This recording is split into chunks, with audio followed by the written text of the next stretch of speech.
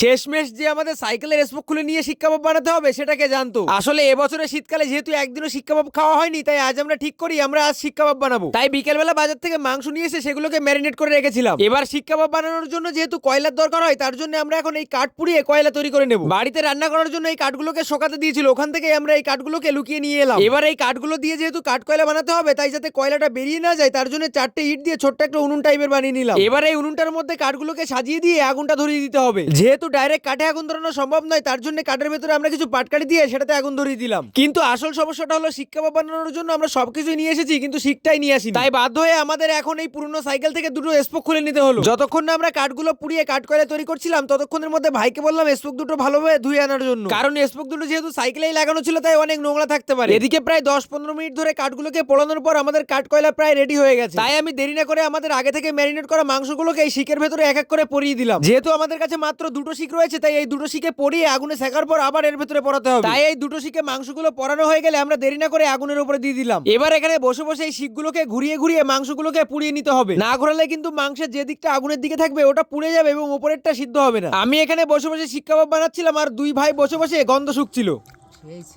যেহেতু এই স্পোক গুলো অনেকটাই সরু, তাই বারবার ঘুরে যাচ্ছিল, তার জন্য একটা ইট চাপা দিয়ে রেখেছিলাম। এরা সবাই চুপচাপ ওয়েট করে আছে কখন হবে আর কখন এরা খাবে। কিছুক্ষণ ডাকার পরে এই দুটো শিক কাবাব রেডি হয়ে গেছে, তাই এগুলোকে নামিয়ে নিলাম। আর আমি প্রথমেই খেয়ে দেখছিলাম সবকিছু ঠিকঠাক আছে কিনা আর প্রপার সিদ্ধ হয়েছে কিনা। এই মাংসগুলো পুরোপুরি খাওয়া হয়ে গেলে শিকে আমি আবার নতুন করে মাংস ভরিয়ে দিলাম। তারপর আবার এই মাংস ভর্তি স্পোকটাকে আগুনের উপরে দিয়ে দিলাম। এদিকে শিকটাই নতুন করে মাংস ভরাতে গিয়ে আগেরটার এক সাইড পুরোপুরি পুড়ে গেছে। এর জন্য সব থেকে ভালো হয় অনেকগুলো শিকের ভেতরে মাংস পরিয়ে একবারে দিয়ে দিলে, তাহলে বারবার আর শিকে নতুন করে মাংস পরানো লাগে না এবং সব কাবাবগুলো একবারেই হয়ে যায়। যাই হোক, এগুলোই আমাদের শেষ, আর মাংস নেই। আগে যা নামানো হয়েছিল সব খাওয়া হয়ে গেছে। আর যেহেতু কয়লার আগুনটাও একটু কমে এসেছে, তার জন্য হাওয়া করে করে আগুনটা বাড়াতে হচ্ছিল। আমি এই দুটোর জন্য এখন এখানে বসে আছি আর ওরা যে যার মতো খেয়ে বাড়ি চলে গেছে।